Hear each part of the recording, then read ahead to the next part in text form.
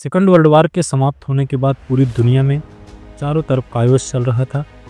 उस समय British empire लगभग ख़त्म होने के कगार पे था, जिससे अगले कई सालों में कई देश आज़ाद हुए, जिसमें भारत, पाकिस्तान, चाइना और इजराइल कई देश शामिल थे। एशिया में भारत और चाइना दो बड़े देश थे।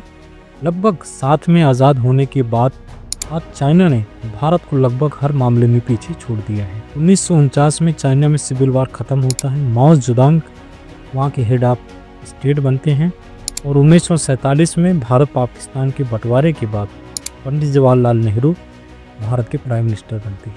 अगले लगभग 50 सालों तक चाइना में कम्युनिस्ट पार्टी ने और भारत में कांग्रेस पार्टी ने राज किया, लेकिन एक साथ आज़ाद होने के बाद आज चाइना ने भारत को लगभग हर मामले में पीछे छोड़ दिया है, चाहे वो इकोनॉमिक फैक्टर्स रहा हो, ओलंपिक्स में मेडल रहे हों, आर्मी की स्ट्रेंथ रहा हो, टेक्नोलॉजी रही हो या फिर मैन्युफैक्चरिंग रहा हो। सभी क्षेत्र में आज भारत चाइना से पिछड़ चुका है। ये सब कैसे हुआ, इसको डॉक्टर एस जयशंकर ने अपनी किताब द इंडिया वे में एक्सप्लेन किया है और उसको 3 रीज़न बताए हैं कि क्यों भारत आज चाइना से पीछे हो गया। उन्होंने पहला इसका रीज़न बताया था वीटो पावर। जब पूरी दुनिया में सेकंड वर्ल्ड वार समाप्त हुआ तो उसके बाद सेकंड वर्ल्ड वार जैसे कोई सिचुएशन दोबारा ना आए, इसके लिए एक समूह बनाए गए देशों का, जिसका नाम दिया गया यूनाइटेड नेशंस। और यूनाइटेड नेशन बनने के बाद उस समय 5 देश थे जिनको वीटो पावर ऑफर हुआ था, जिसमें रसिया, अमेरिका, फ्रांस, ब्रिटेन और जो 5वां वीटो पावर था वो इंडिया को ऑफर हुआ था, क्योंकि इंडिया उस समय एशिया में एक बड़ा देश था। लेकिन उस समय पंडित जवाहरलाल नेहरू ने वीटो पावर जो था वो चाइना को दे दिया, जिसके बाद से लेके अब तक चाइना ने वीटो पावर का यूज भारत के हर एक मामले में यूनाइटेड नेशंस में किया है, जिसकी वजह से भारत को कई बार इसका नुकसान झेलना पड़ा है। लेकिन रसिया के सपोर्ट की वजह से भारत ने अपनी स्थिति को लगभग बनाए रखा है।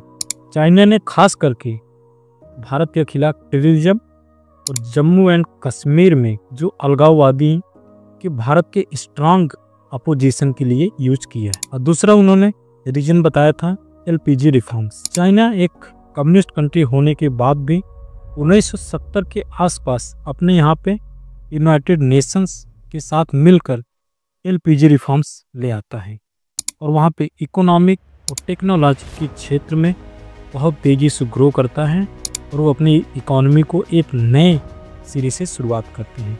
लेकिन इंडिया एक डेमोक्रेटिक और रिपब्लिक होने के बाद भी भारत ने अपने यहाँ पे एलपीजी रिफॉर्म्स करने में बहुत देरी कर दी और 1991 में उस समय फाइनेंस मिनिस्टर रहे डॉक्टर मनमोहन सिंह की अगुवाई में भारत ने एलपीजी रिफॉर्म्स किया और उसके बाद भारत में भी एक इकोनॉमिक और टेक्नोलॉजी के क्षेत्र में धीरे धीरे ग्रोथ देखी गई।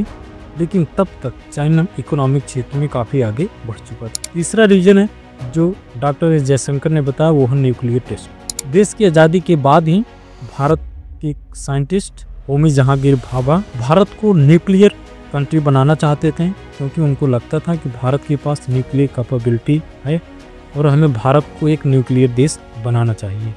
क्योंकि सेकंड वर्ल्ड वार में अमेरिका ने न्यूक्लियर वेपन्स का यूज़ किया था। उसके बाद रसिया, फिर फ्रांस और ब्रिटेन के पास न्यूक्लियर हो चुके थे, जिसके बाद भारत के साइंटिस्ट भारत को भी न्यूक्लियर कंट्री बनाना चाहते थे।